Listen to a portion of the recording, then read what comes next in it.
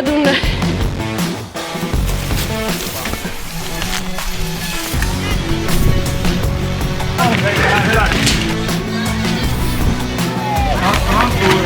Poisid on ajale kihutanud. Väga hea. Alguses oli küll tunne, et üldse ei jaksa, süda oli nii paha. Siis viimasel ringil tuli mingi hiut sisse ja siis ma mõtlesin seal enne mudaslaskumist läksin mööda.